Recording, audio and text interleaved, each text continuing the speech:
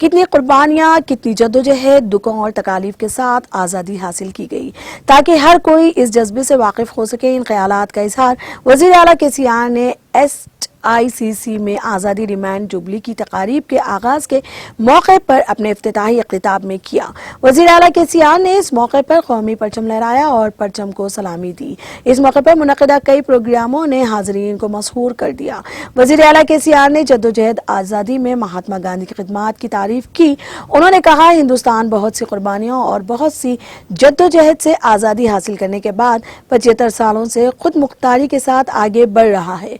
15 अगस्त को 75 साल मुकम्मिल हो जाएंगे। हिंदुस्तान में नस्लें बदल रही हैं, नई नस्लें आ रही हैं। नई नस्ल को मालूम नहीं कि उन्होंने जद्दोजहद आज़ादी के दौरान क्या कुर्बानियाँ दी थी। उन्होंने कहा कि नई नस्ल को वक्तन फ़ौक्तन आगाह करना पुरानी नस्ल का फ़र्ज है। केसीआर ने कहा कि आज़ादी किसी भी मुल्क के लिए एक नाकाबिल यकीन मौका है। हिंदुस्तान की आज़ादी भी एक तवील जद्दोजहद थी। ये जद्दोजहद तकरीबन 1.5 सदी तक जारी रही। बहुत से बुजुर्गों ने नौ आबादियाती हुक्मरानों के खिलाफ मुख्तलिफ तरीक़ों से जंग लड़ी और नाकाबिल यकीन कुर्बानियाँ दी।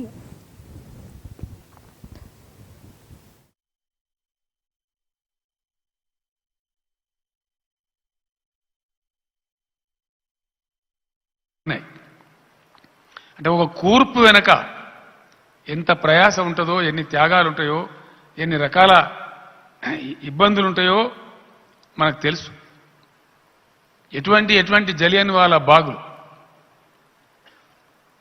ఆ గాంధీ సినిమాలో కూడా చూపెడతా ఉంటారు. ఆ బ్రిటిష్ ముష్కరులు అందరినీ సమాజ్ చేసే పరిస్థితి ఉంటుంది. మీరు జుండుకే జుండు ఏక్ తరఫ్ మత్ జావ్ అని చెప్తారు. జుండు అంటే గ్రూప్ అంతా ఒక దిక్కు బొక్కడు 4 దిక్కులో పొమ్మన్నా కూడా మేం భయపడం సమస్య లేదని చెప్పి పోయి గుండుకు ఎదురుగా గుండెని పెట్టి పోరాడినటువంటి జలియన్ వాలా బాగ్ ఉదంతం మనం చూస్తాం.